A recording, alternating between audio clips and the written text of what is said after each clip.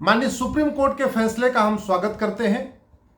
आज माननीय supreme court ने स्पष्ट कर दिया है कि अब रोहिंग्या और बांग्लादेशी घुसपैठियों को भारत में कोई नहीं बचा पाएगा।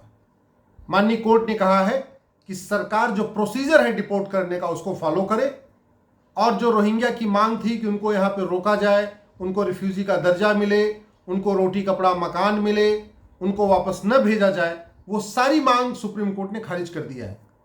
मेरी पीआईएल पे माननीय सुप्रीम कोर्ट पहले ही गृह मंत्रालय और सभी राज्यों के चीफ सेक्रेटरी को नोटिस इशू कर चुका है।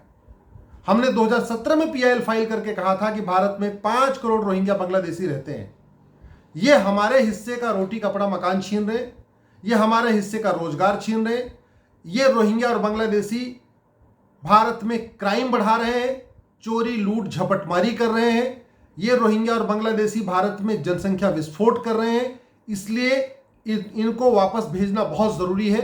अभी तक केंद्र सरकार और किसी राज्य का जवाब नहीं आया है, लेकिन मैं आशा करता हूं कि केंद्र सरकार का गृह मंत्रालय और सभी राज्य सरकारें जल्दी से जल्दी अपना जवाब दाखिल करेंगी, हमारी याचिका का समर्थन करेंगी और ये भारत हमारा घुसपैठियों से मुक्त होगा, बांग्लादेशियों से मुक्त होगा, रोहिंग्याओं से मुक्त होगा और भारत में जब एक बार घुसपैठ खत्म होगी तो निश्चित रूप से अपराध कम होगा, चोरी लूट झपटमारी कम होगी और भारत के लोगों को रोजगार मिलेगा।